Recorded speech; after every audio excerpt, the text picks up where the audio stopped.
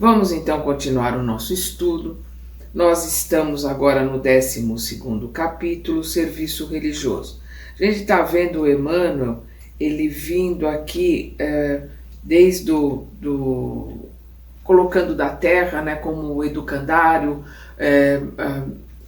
como o lugar de aprendizado. Aí depois nós vimos a religião, depois nós vimos a fé, né, a fé religiosa, e agora o serviço religioso. Então ele vem, a gente sempre entendendo que a colocação da religião verdadeira é o religar, né, a Deus.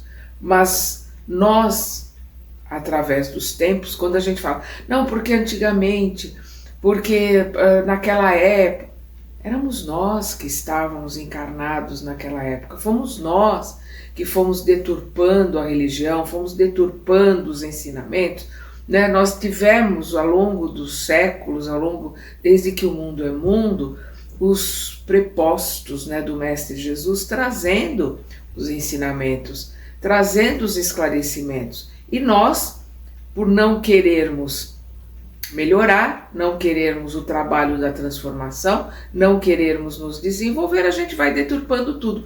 E é isto que o Emmanuel vem nessa toada colocando para nós. Então aqui ele vai começar exatamente falando desses ensinamentos que vieram antes e o que se foi feito com isso, né? Então ele começa aqui. Desde quando começou na Terra o serviço de adoração a Deus? Ele faz uma pergunta, né? Desde quando começou na Terra o serviço de adoração a Deus? Perde-se o alicerce da fé na sombra de évos insondáveis, né? Évos são eternidades, né? Muitas eras. Então, através de muitas eras, através da eternidade, a gente perde, né, o alicerce, né, a força, a verdadeira fé, os ensinamentos que foram trazidos, a gente foi perdendo, né? Cada um que veio, a gente vai deturpando, vai bagunçando e vai perdendo. É sempre bom lembrar que, né, que a doutrina espírita começou com o Livro dos Espíritos em 1857, são 168 anos, tá no comecinho, ainda a gente tem muito chão para bagunçar, tem muito chão para deturpar, infelizmente. Então esses cuidados que nós temos que ter. Então ele continua aqui, dir-se-ia que o primeiro impulso da planta e do verme à procura da luz não é senão o anseio religioso da vida, em busca do Criador que lhes instila o ser. Então, desde a primeira planta que busca os girassóis, né, que buscam o sol, as plantas que vão buscando ali a luz, né, vão saindo, às vezes se entortando para conseguir ter uma melhor forma de captar a luz do sol, de fazer a fotossíntese. Está colocando aqui o primeiro impulso da planta em busca da luz não é senão anseio religioso da vida. É uma forma de se religar a Deus. É uma forma de religião, de religiosidade no conceito verdadeiro da palavra, né? Em busca do Criador que lhes instila o ser. Considerando, porém, as escolas religiosas dos povos mais antigos, vemos no sistema egípcio a ideia central da imortalidade, com avançadas concepções da grandeza divina. Mas, e quem estuda Emmanuel sabe o que o mas, entretanto, porém, contudo, são os pontos chaves, né, na colocação do Emmanuel. Aí temos aqui, né, mas enclausurada nos templos do sacerdócio ou no palácio dos faraós, sem ligação com o espírito popular, muita vez relegado à superstição e ao abandono. Então nós vamos ver a civilização egípcia, ela tinha o esoterismo com X para fora, que era o que era pregado para o povo, e o esoterismo com S para dentro, o que era ensinado para os sacerdotes, para os futuros faraós, para os príncipes, que é o que Moisés aprendeu dentro, né, dos templos e junto aos sacerdotes egípcios, que é a lei do Deus único, a colocação do Deus único, a colocação da vida após a morte, colocação da reencarnação. Todo esse conhecimento os egípcios tinham. E isto era fechado, enclausurado para uma casta, para uma elite, para aqueles que eles consideravam que poderiam ter esse conhecimento. E para o povo vinha o politeísmo, né? O Deus do fogo, o Deus da chuva, o Deus da água, e por aí vai, mantendo a ignorância, mantendo o povo ignorante. Por isso que ele coloca as escolas religiosas dos povos antigos, vemos no sistema egípcio a ideia central da imortalidade, porque eles têm o conhecimento da vida após a morte. Nós vamos ver uma colocação de muitos conhecimentos que até agora estão sendo descobertos. A cada novo lugar, a cada nova descoberta arqueológica, se descobre coisas novas do Egito. O Egito já conhecia a pilha de 12 volts, o Egito já conhecia cesariana, já faziam cesariana, já faziam cirurgia de cérebro, já se conhecia uma série de coisas que se perderam depois desse conhecimento ao longo do tempo, e os arqueólogos vão encontrando e mostrando que o Egito Antigo tinha um conhecimento muito grande na ciência, na filosofia e na religião também, mas isso ficava fechado num grupo, né, hermético. Vamos lembrar de Hermes Trismegisto, que é considerado um ser lendário, a história coloca que ele não existiu, que é uma junção do deus Hermes grego com o deus Thoth egípcio, né? Trismegisto, que é 3 vezes grande, e que trouxe o hermetismo e que trouxe vários ensinamentos aí fantásticos, né? Mas a história não tem o registro dele. Vamos lembrar que até um tempo atrás Troia também era considerada uma lenda, algo que só estava ali nos livros, e não metade para o final do século XX, se eu não me engano, na metade do século XX, foram que os arqueólogos encontraram, né, a cidade de Troia, encontraram os vestígios, então se provou que Troia realmente existiu. Então é só uma questão, aí a gente coloca entre aspas o que a história coloca, mas o que importa para nós são os ensinamentos. Se Hermes existiu ou não, o hermetismo tem ensinamentos fantásticos que a gente não aproveitou e continua não aproveitando.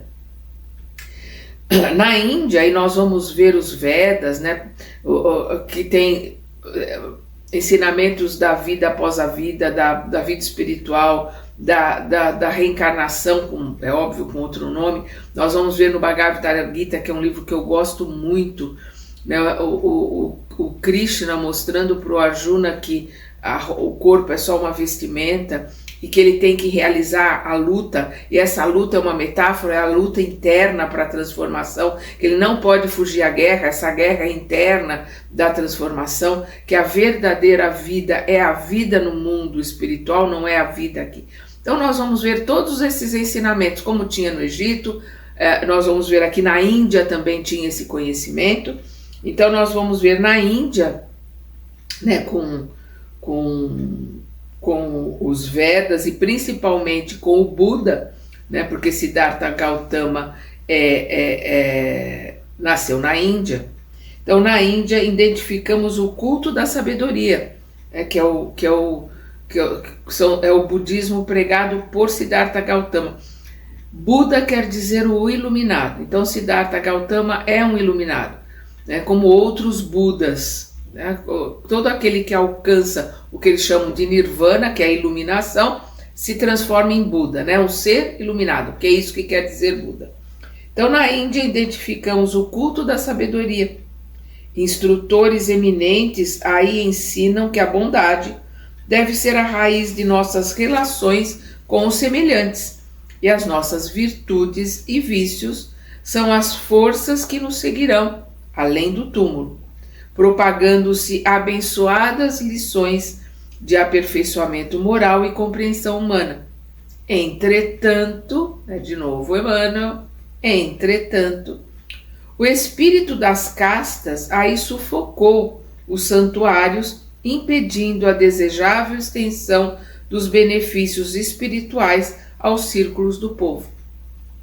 E aí eu recomendo aqui a gente pegar no livro A Caminho da Luz, nós temos aqui no canal, é só ir na playlist, nós vamos ver lá todo o desenvolvimento do Egito, Índia, os hebreus, os judeus, os arianos,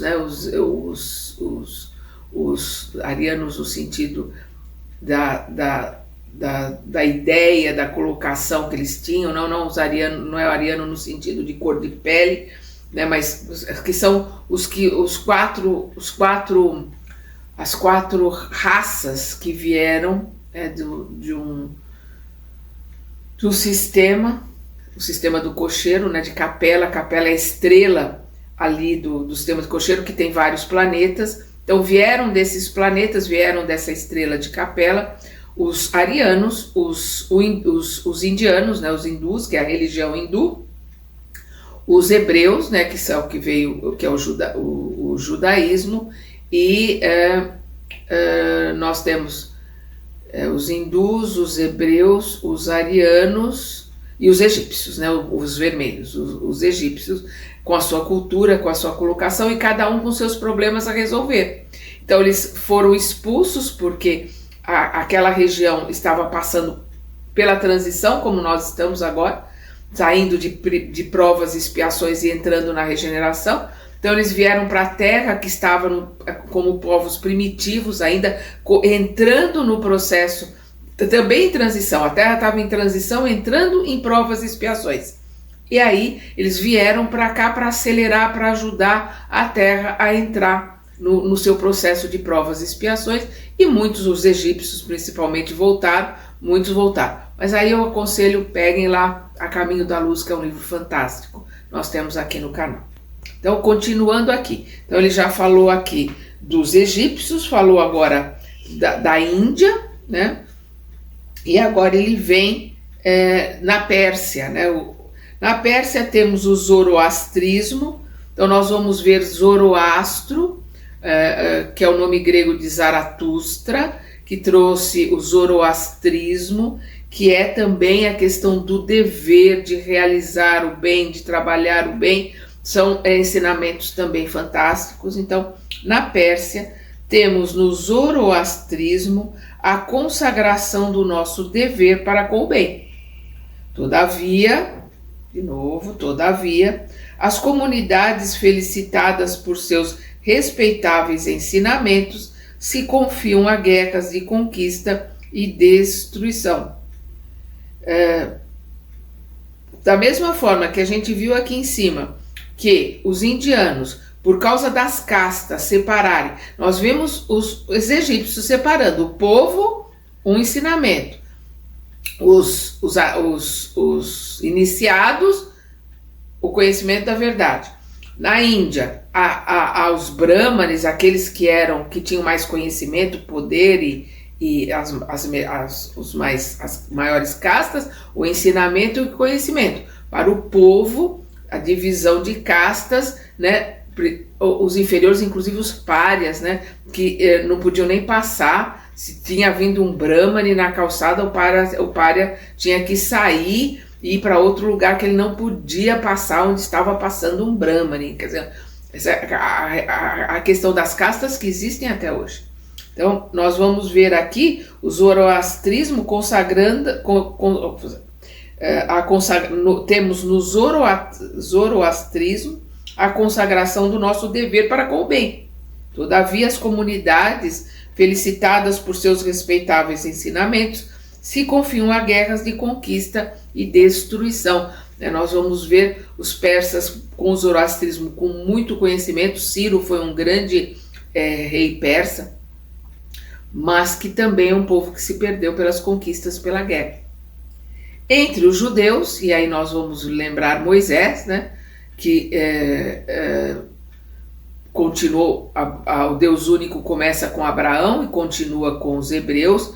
e nós vamos ver com Moisés a divulgação, ele vai tirar o povo do Egito, o povo hebreu, né, que está ali escravo, 400 anos no Egito, e vai trazer o decálogo, que são os 10 mandamentos que nós usamos até hoje.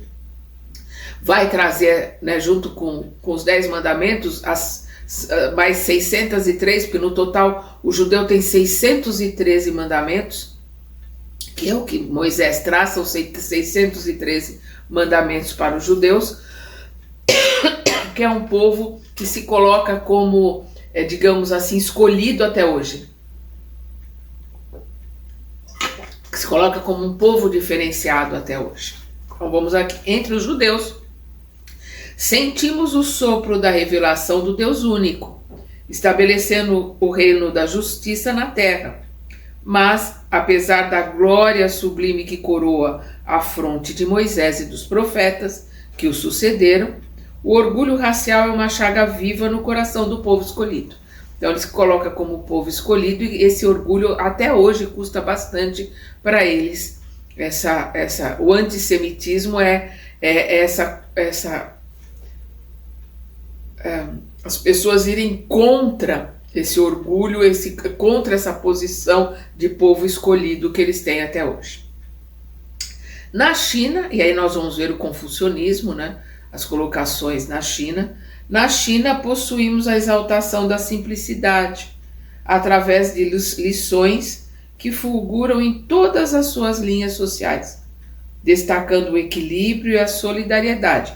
Contudo, o grande povo chinês não consegue superar as perturbações do separativismo e do cativeiro, né? Problemas que a China que tem com as suas religiões, né?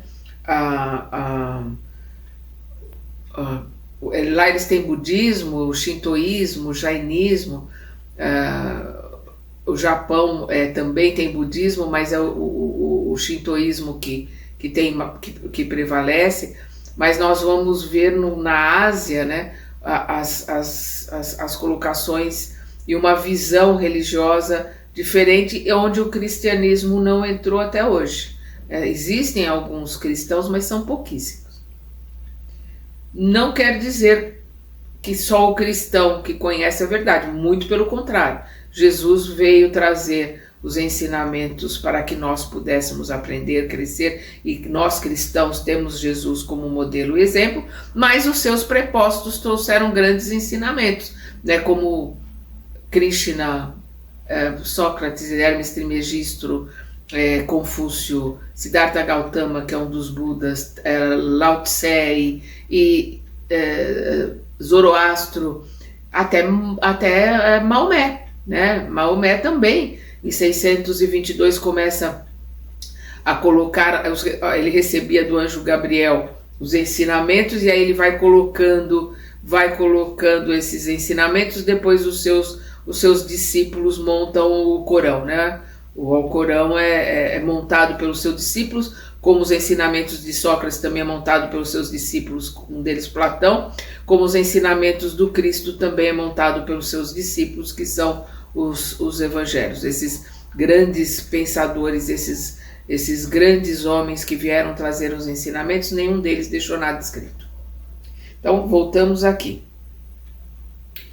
Na Grécia, encontramos o culto da beleza. Os mistérios de Orfeu traçam formosos ideais e constroem maravilhosos santuários. Então nós vemos as belezas, né, das colocações e do helenismo, que é o culto à vida, à arte, à música. Então Orfeu é filho de Apolo, é um dos deuses gregos, é filho de Apolo, e é o símbolo da arte, da filosofia e da música. Ele era musicista, né? Então, na Grécia encontramos o culto da beleza. Os mistérios de Orfeu traçam formosos ideais e constroem maravilhosos santuários, que a gente vê até hoje, as maravilhas da Grécia. O aprimoramento da arte e da cultura, porém, não conseguem criar no espírito helênico, né, da cultura grega, a noção do amor universal. né, a fraternidade, o amor universal, o amor. Quem traz o amor, porque mesmo na colocação no Velho Testamento, a gente não vai ver a colocação de amor.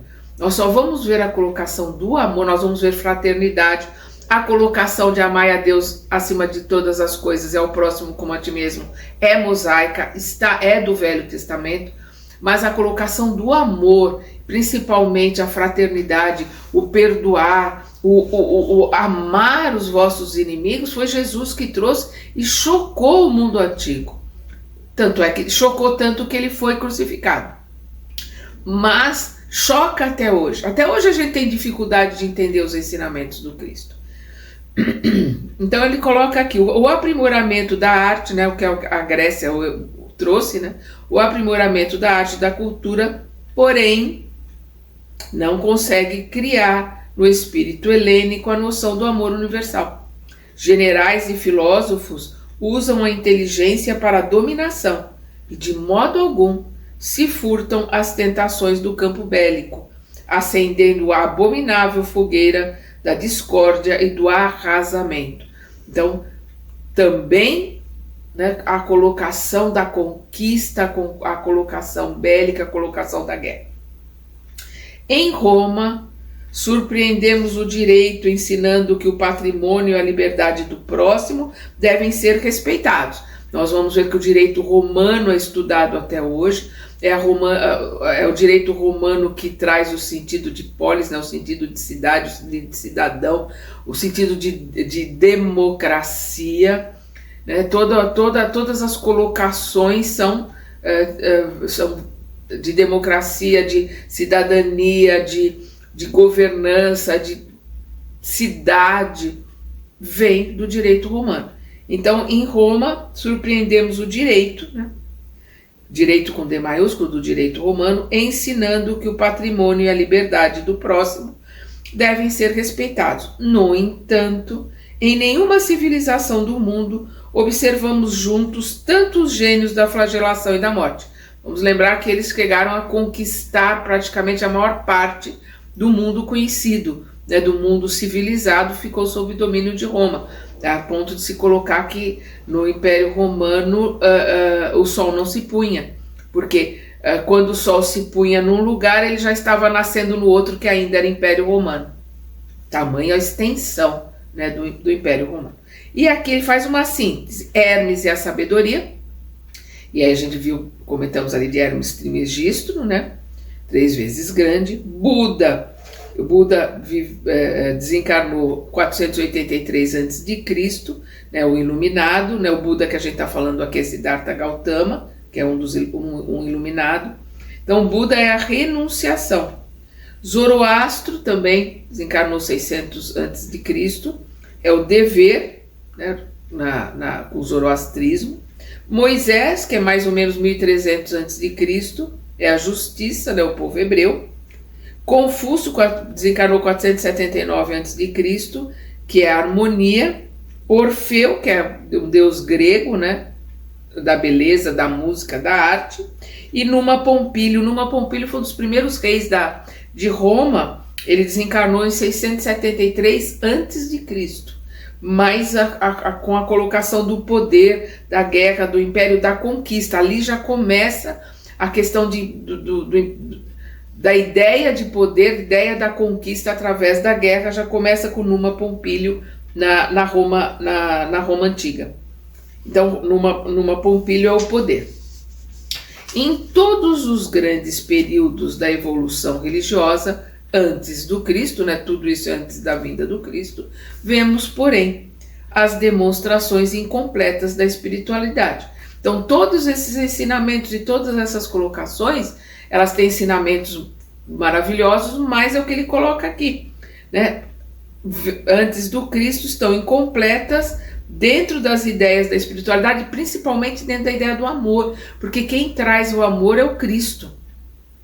E por isso ele foi tão revolucionário a ponto da gente ter, né, a não ser os judeus que continuam com o seu calendário, que eu acho que eles estão 5.784 ou 5.785, é o tempo que eles estão, e a China também, que tem o seu calendário. O resto do mundo é antes e depois de Cristo, né?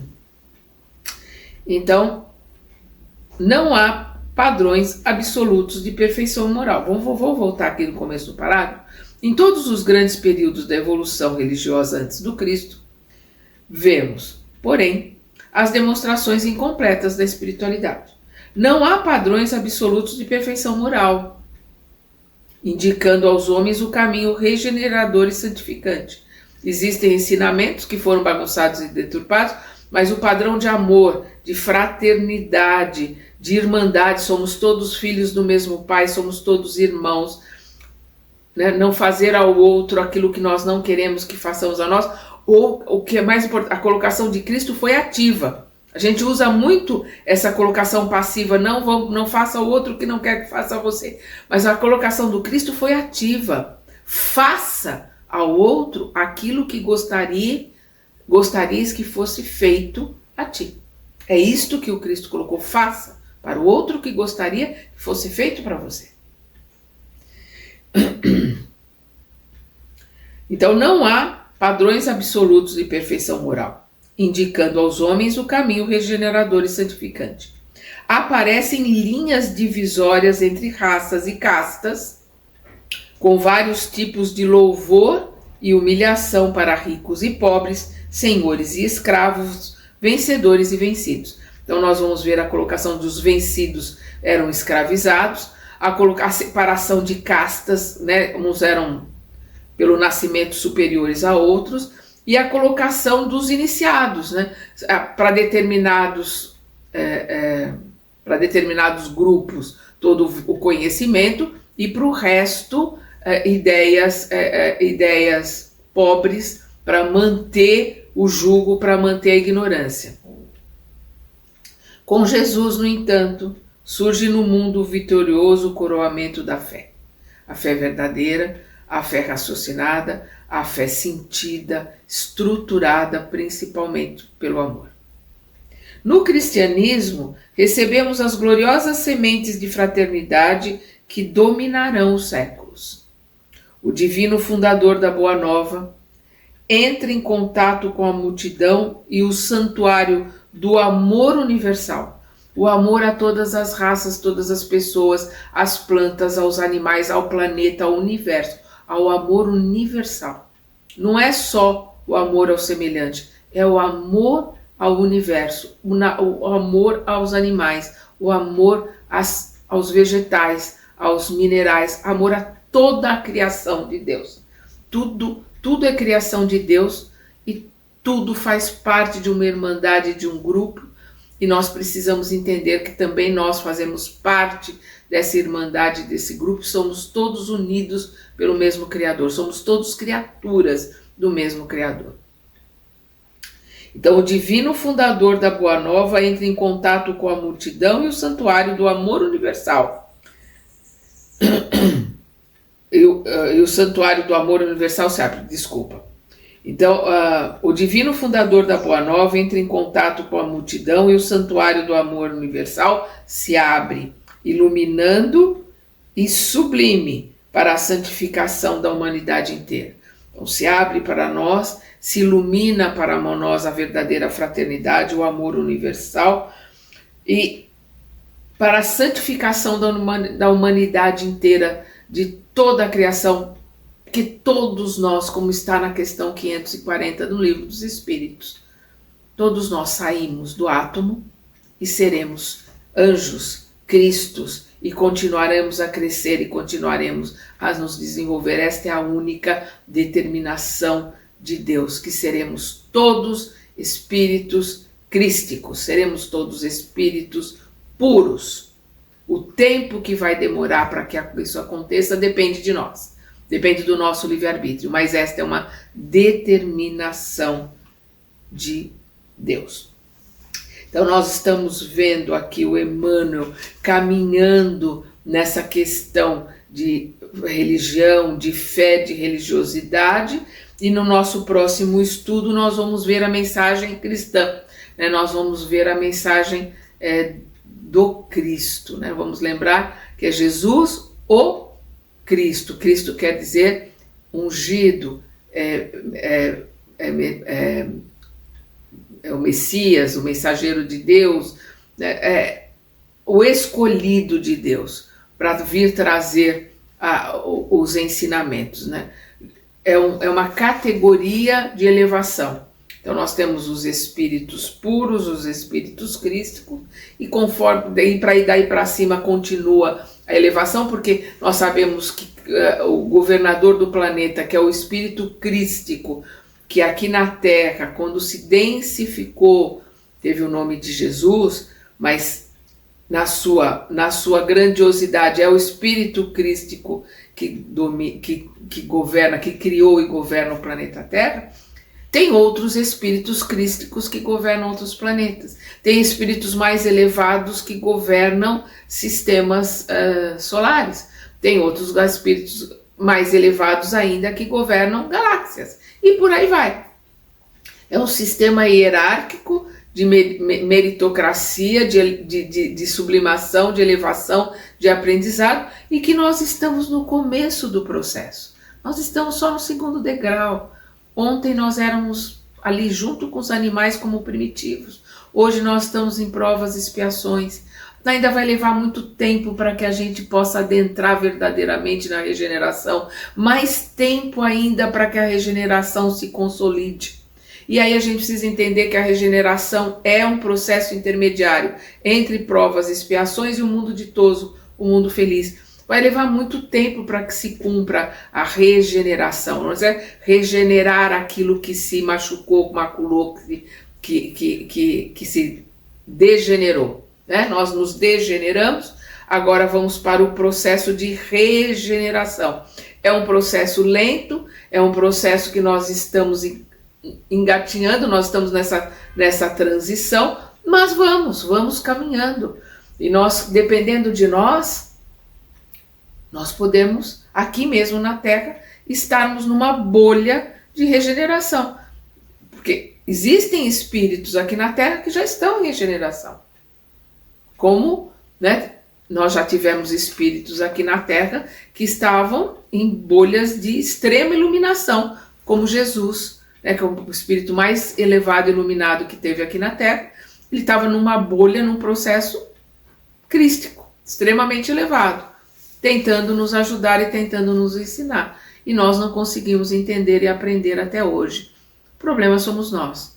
Nós é que somos muito preguiçosos, né? Nós é que não queremos ter o trabalho de aprender, não queremos ter a responsabilidade de assumir os nossos erros e não queremos ter o trabalho maior ainda da transformação. A gente foge de tudo isso. Não tem como fugir o tempo todo. Uma hora a ficha tem que cair, a gente tem que deixar de ser criança, assumir a nossa encarnação, assumir o nosso propósito aqui nesse planeta que é de aprendizado. Esse planeta é escola, esse planeta é hospital, esse planeta nós estamos aqui para aprender, para nos tratarmos, para aprendermos, para nos transformarmos, para verdadeiramente podermos, com orgulho verdadeiro, né, colocarmos com verdade, não é um orgulho, né, com verdade, que somos filhos de Deus, irmãos mais novos de Jesus. Até o nosso próximo estudo.